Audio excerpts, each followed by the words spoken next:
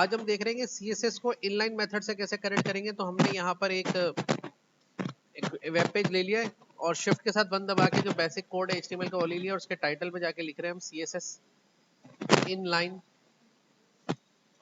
Method connectivity. ٹھیک ہے, یہ ٹائٹل لکھا جائے گا ہمارے پیج کا. تو اب کوئی نہ کوئی تو اسٹرکچر اس پہ بنانا پڑے گا نا جس کے ذریعے وہ کام کرے گا اس کے اوپر. ٹھیک ہے, تو ہم اس کے اوپر یہ کھول لی فائل ہم نے یہاں سے ویب براؤزر پہ.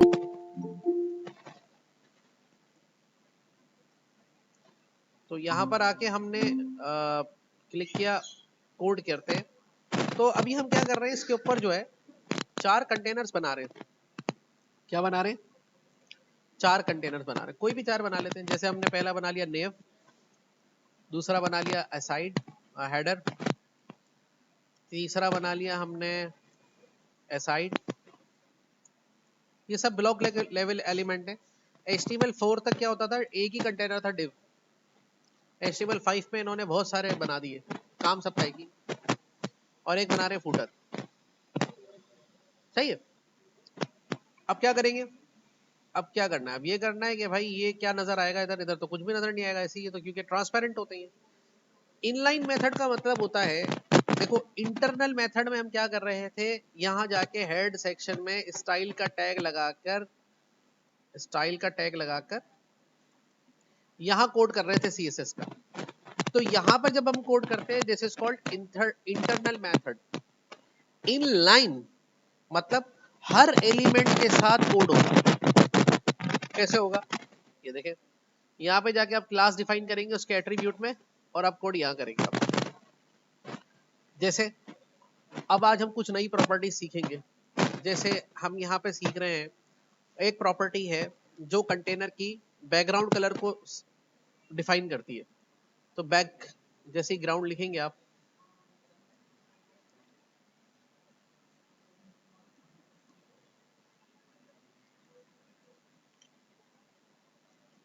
اور یہاں پہ ہم نے کلر بتا دیا گرین. سوری, یہ یہاں پر کلاس نہیں لکھنا, اسٹائل لکھنا ہے. ٹھیک ہے, تو یہ پراپرٹی لکھ دی آپ نے, یہ اس کی ویلیو لکھ دی. تو یہاں پر بیک گراؤنڈ کلر آ جائے گا. اب بولے سر آئے ہی نہیں. دیکھو ابھی یہ ٹرانسپیرنٹ ہے, تو بولے سر آپ نے تو کلر دے دیا. ٹرانسپیرنٹ بھی ہے اور اس کی ہائٹ بھی نہیں ڈیفائن ہوئی ہوئی, ہائٹ بھی ڈیفائن نہیں ہوئی ہے, اس کا ہے. اب کوئی بھی آبجیکٹ ایسا ہوگا تو اس کے اندر کلر کیسے نظر آئے گا؟ کلر تو جب اس کو کھولیں گے, ہائٹ بتائیں گے, تو اس کے اندر کلر جائے گا نا اس طریقے سے. سو یہاں پر ہم اس کی ہائٹ بھی بتا دیتے ہیں. اگلی پراپرٹی HEIT ہائٹ. دیکھیں پہلے میں نے سیمی کولن سے یہاں اینڈ کیا, پھر دوسری پراپرٹی بتا رہا ہوں ہائٹ. تو سپوز ہم نے اس کی ہائٹ بتا دی 50 پکسل. تو اب آپ دیکھیں گے آپ کو نظر آئے گا. صحیح ہے. اچھا چلے اب آئیے ہیڈر کے اوپر کیسے لگائیں گے یہ اسٹائل.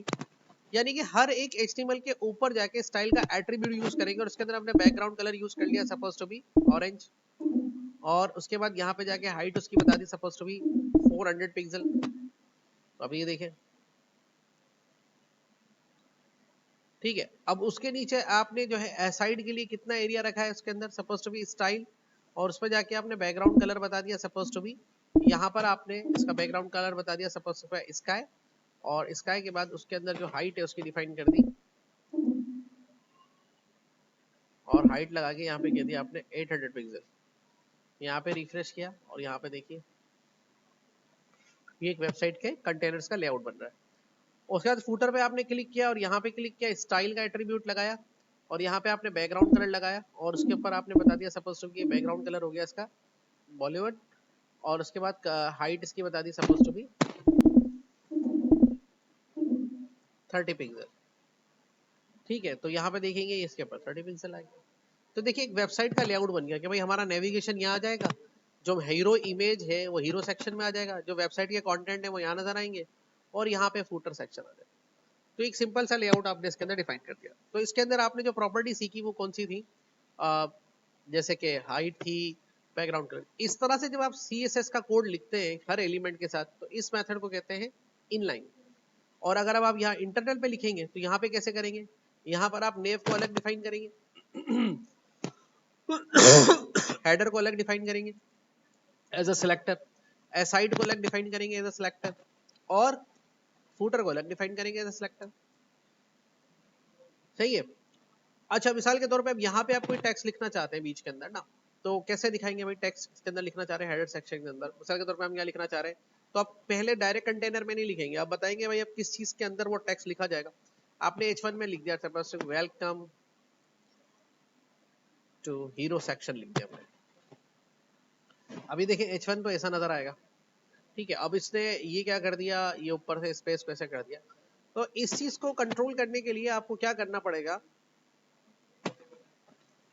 यहाँ पर स्टाइल में स्टैटिक का मतलब होता है ऑल में जाके आपने यहाँ पे कुछ चीजें बतानी होती हैं, जैसे बॉक्स डैश साइजिंग प्रॉपर्टी को बनाना होता है border dash box, margin property को बताना होता है मार्जिन, ये आप सीखेंगे आगे चल के, लेकिन अभी बता रहा हूँ कि जब भी हम शुरू करते हैं तो पहले मार्जिन प्रॉपर्टी को हम बता देते हैं 0 पिक्सल, और फिर एक पैडिंग प्रॉपर्टी है उसको भी बता देते हैं 0 पिक्सल। ये आपको कुछ चीजें बतानी होती है जिससे ये किस तरह की चीजें नहीं होगी, ठीक है। अब आपने H1 बताया है, तो H1, अच्छा ये जो स्टैटिक के साथ आपने लिखा ना, स्टैटिक मतलब ऑल का मतलब जितने भी एलिमेंट बनेंगे HTML के और CSS के सिलेक्टर बनेंगे उनके अंदर ये चीजें कॉमन होंगी, ये तीनों प्रॉपर्टीज क्या होंगी, कॉमन होंगी। अब इनका काम क्या है वो आगे चल के देखेंगे, आता रहेगा इस तरह से। तो अब आपने H1 को डिफाइन करना है तो H1 लिख दिया यहाँ पे। अब H1 का फॉन्ट का कलर चेंज करना है तो कलर की प्रॉपर्टी ले ली, सपोज क्या कलर रखना है उसका, सपोज टू बी यहाँ पे आपने जाके क्रॉसिंग कलर रख दिया इसका, रिफ्रेश कर दिया तो देखिए इस तरह कलर आ गया। फॉन्ट की प्रॉपर्टी और भी है, फॉन्ट डैश साइज की प्रॉपर्टी को यूज कर लिया आपने, कल भी बताया था मैंने आपको फॉन्ट डैश साइज प्रॉपर्टी पे। अगर आप इसको 32 पिक्सल के ऊपर बता रहे, यहाँ से रिफ्रेश कर दे थोड़ा सा टेक्स्ट, तो ऑलरेडी 32 पिक्सल है तो इसको 48 पिक्सल कर देते हैं, तो यहाँ क्लिक करके ये और बड़ा हो जाएगा। अब यहाँ पर जो है मिसाल के तौर पर इसको सेंटर में दिखाना है तो टेक्स्ट अलाइन क्या करेंगे इसको आप, और इसको सेंटर वैल्यू पास कर देंगे, तो H1 का जो भी टेक्स्ट होगा वो लेफ्ट राइट से कहाँ पे नजर आएगा, सेंटर में नजर आएगा। आ रही है बात समझ में? इस तरह फूटर में आप कुछ लिखना चाह रहे हैं तो यहाँ पर आ गए फूटर सेक्शन में, CSS तो डिफाइन हुआ है।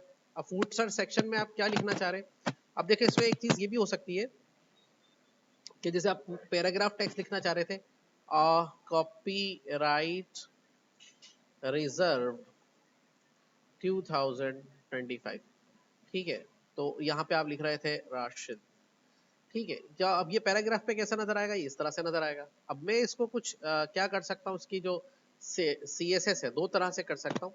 अब मैं कैसे कर सकता हूँ, एक तो मैं जाके इंटरनल मेथड पे कर सकता हूँ, मैं यहाँ पे जाऊँ P को यूज कर लूँ, मतलब ये दोनों काम भी चल रहे होते हैं ना, मैं बता रहा हूँ कोई एक मेथड जरूरी नहीं आप यूज करें, एक के साथ दूसरा भी। P में आपने कहा कि भाई जो इसका जो फॉन्ट डैश साइज होगा ना वो इसका होगा तकरीबन जो है 16 पिक्सल होगा, ठीक है, और जो इसका कलर होगा वो होगा तकरीबन, फॉन्ट का जो कलर प्रॉपर्टी डिफाइन करती है फॉन्ट के कलर को, याद रखिएगा इस बात, वाइट होगा, और जो इसका टेक्स्ट जो अलाइन होगी फॉर टेक्स्ट की जो होगी वो राइट होगी, ठीक है, राइट होगी। तो यहाँ पे आपने इस तरह से बताया, तो देखिए टेक्स्ट कुछ इस तरह से यहाँ पे नजर आएगा, ठीक है। अब फॉन्ट भी चेंज करना है तो उसके लिए एक और प्रॉपर्टी है फॉन्ट डैश फैमिली, जैसे क्लिक करेंगे सारी फैमिलीज आ गई फॉन्ट्स की, कौन सा चाह रहे हैं, मोनो स्पेस है, सेंस सेरिफ है, सेंस सेरिफ चाहिए तो सेव कर देंगे यहाँ पे, रिफ्रेश कर दें तो ये देखिए इस तरह का फॉन्ट्स आ जाएगा।